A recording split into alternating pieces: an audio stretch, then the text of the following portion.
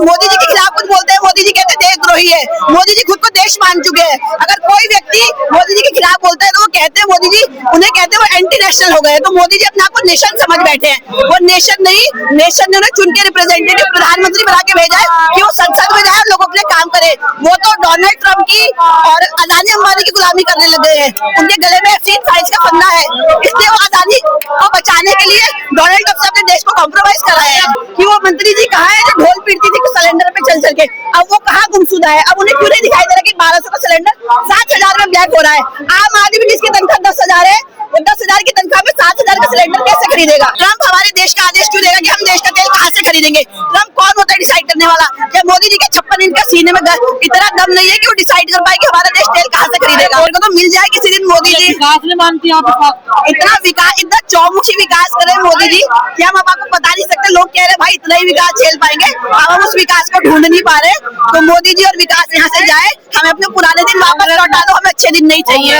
मोदी जी तो ये भी कह रहे हैं कि नालियों में सिलेंडर लगाइए और नालियों के गैस से चाय बनाइए, तो बनाइए। मोदी जी ने कहा थाली बजाइए तो आपने बजाई, ताली बजाइए तो बजाई। सरकार तो ये भी कह रही है कि गैस की कोई किल्लत नहीं है, पैनिक करने की जरूरत नहीं है। तो इतनी जनता के जो लाइन में लगी है वो पिकनिक मनाने लगी है, तो सिलेंडरों को पेंट करवाने लाई है। सरकार तो कुछ भी कह रही है। कांग्रेस का षड्यंत्र है ये, कांग्रेस ही खड़े हो रहे लाइन में। वो तो कह रहे हैं नेहरू जी का षड्यंत्र है, जो इतने साल पहले बेचारे मारे गए। वो तो मोदी जी तो हर काम के नेहरू जी को ब्लेम कर रहे हैं। वो तो कुछ भी कह सकते हैं क्योंकि उनको कोई परेशानी नहीं है। आम जन जो है, मिडिल क्लास है, वो पिस रहा है। किसानों के जो अधिकार है उनको छीन लिया गया है। 18% सब्सिडी में हमारे किसान विदेश में जाके अपना सामान बेचेंगे। इतनी सुविधाएं हैं कि हमारे किसानों के पास, इतनी सब्सिडी दे देंगे मोदी जी की भारत के किसानों को, जो हम 18% जीएसटी में अपना सामान बाहर बेचेंगे। और वहाँ के बेचारे किसान इतने गरीब है और उनके पास कोई सुविधा नहीं है, वो यहाँ पे फ्री में आके बेचेंगे। उनके लिए बाजार खुला कर दिया है और हमारे किसान वहाँ 18% टैक्स देंगे। हमारा डाटा जो है, पर्सनल डाटा, वो बेच दिया गया है अमेरिका को। राहुल गांधी जी कह रहे हैं संकट में है देश, बीजेपी कह रही है अमृतकाल, विकास की गंगा बह रही है। मोदी जी तो ये भी कह रहे हैं कि नालियों में सिलेंडर लगाइए और नालियों के गैस से चाय बनाइए, तो बनाइए। मोदी जी ने कहा थाली बजाइए तो आपने बजाई, ताली बजाइए तो बजाई। पहले आपने नोटबंदी में लाइन लगाई, मोदी जी ने तो अपनी माता जी को भी नोटबंदी की लाइन में लगवा दिया था। कैमरों के लिए भूल गए क्या आप लोग? आपके कैमरों में ही है। फिर हमने ऑक्सीजन सिलेंडरों की लाइन लगाई, अब गैस चूल्हे सिलेंडर के लगा रहे। 7-7 हजार में ब्लैक हो रहे हैं सिलेंडर। तो मोदी जी तो कहेंगे नहीं ना, उनको तो लेना नहीं सिलेंडर। वो घर बाहर वाले तो है नहीं, वो तो चढ़े जाटे, उनका कोई घर परिवार तो है नहीं, उन्हें सिलेंडर की जरूरत है नहीं। तो मोदी जी को तो परेशानी होगी नहीं, तो मोदी जी क्यों कहेंगे ये बात? कांग्रेस लगातार प्रधानमंत्री जी का बयान कर रही है, अब सब बोलती है मोदी जी के लिए। और मोदी जी क्या करते हैं? राहुल गांधी जी को, नेहरू जी बेचारे कब के गुजर चुके हैं। मुड़ते गुड़ते हर काम में नेहरू जी का। नेहरू जी ने इस जगह ये भाषण दिया, नेहरू जी से बाहर ही नहीं आ पा रहे मोदी जी। देश में संसद में आइए, संसद में देश की समस्या है उसे फेस कीजिए। उनका काम है, प्रधानमंत्री है, संसद उनका मंदिर है और देश ने उन्हें प्रधानमंत्री इसलिए बनाया कि वो संसद में आके देश की जिम्मेदारी ले। चोरों की तरह, फ्लॉप प्रधानमंत्री की तरह यहाँ छुपे ना।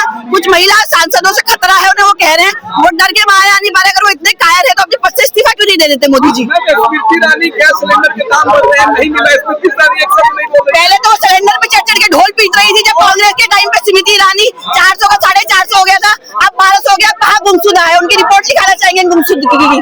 यहाँ जंतर मंतर थाने में जाएंगे, रिपोर्ट लिखवाएंगे कि वो मंत्री जी कहाँ है जो ढोल पीटती थी सिलेंडर पे चल के। अब वो कहाँ गुमशुदा है? अब उन्हें क्यों नहीं दिखाई दे रहा कि 1200 का सिलेंडर 7000 में ब्लैक हो रहा है? आम आदमी जिसकी तनख्वाह 10,000 है, वो 10,000 की तनख्वाह में 7,000 का सिलेंडर कैसे खरीदेगा? कौन बताएगा? कांग्रेस अफवाह फैला रही है। हाँ, भाजपा वालों के घर में मिल रहा होगा सेटिंग से, कांग्रेस वालों को नहीं मिल रहा है। भाई साहब, लाइन जो लगी है इतनी सारी, जाके देखिए आप। डीएमएसपी सब लगा दिए, सब लगा दिए ब्लैक करने में। 1100 का 7,000 बेडशीट में लगा दिए। कौन से डीएम, कौन से एसपी हैं? हम उत्तराखंड से आते हैं, पहाड़ से।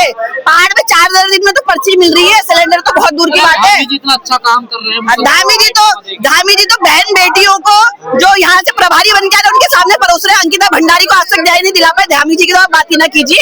धामी जी तो हेट स्पीच में सबसे आगे लिस्ट में है। धामी जी सबसे, जो अभी तक के मुख्यमंत्री रहे, सबसे घटिया मुख्यमंत्री है। धामी जी की बीवी रो रही मीडिया में कि मेरे बेचारे पति को छुट्टी नहीं मिल रही है। उत्तराखंड के युवा हाथ जोड़ रहे हैं कि मैडम आप और आपके पति दोनों छुट्टी में जाइए, हम अपने उत्तराखंड खुद संभाल लेंगे।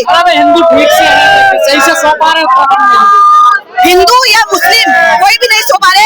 बीजेपी की बात सिर्फ एक ही मुद्दा है, डिवाइड एंड रूल पॉलिसी। बस वो आम जन को बांट के हिंदू मुसलमान करके राजनीति करना चाह रही है, जो अब लंबे समय तक चल नहीं पाएगा। हिंदू मुसलमान करने से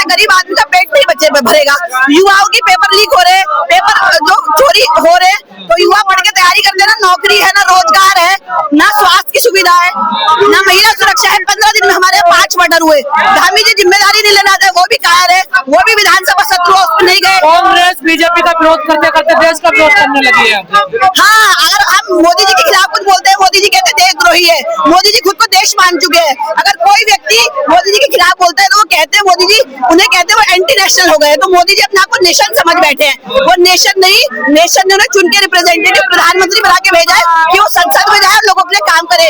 वो तो डोनाल्ड ट्रंप की और अदानी अंबानी की गुलामी करने लग गए हैं। उनके गले में एफसीन फाइल्स का फंदा है, इसलिए वो अदानी को बचाने के लिए डोनाल्ड ट्रंप से अपने देश को कॉम्प्रोमाइज कर रहे हैं। दोस्त है ना ट्रंप उनके। हाँ, तो कॉम्प्रोमाइज करेंगे ना दोस्त के लिए। की बात तो माननी पड़ती है ना। देखिए, और डोनाल्ड ट्रंप का विरोध हो रहा है एफसीन फाइल्स का, और वो एक्सेप्ट कर रहे हैं उस विरोध को। हमारे प्रधानमंत्री इतने कायर है कि जो भी विरोध कर रहा है उसे एंटी नेशनल और टेररिस्ट बता दे रहे हैं।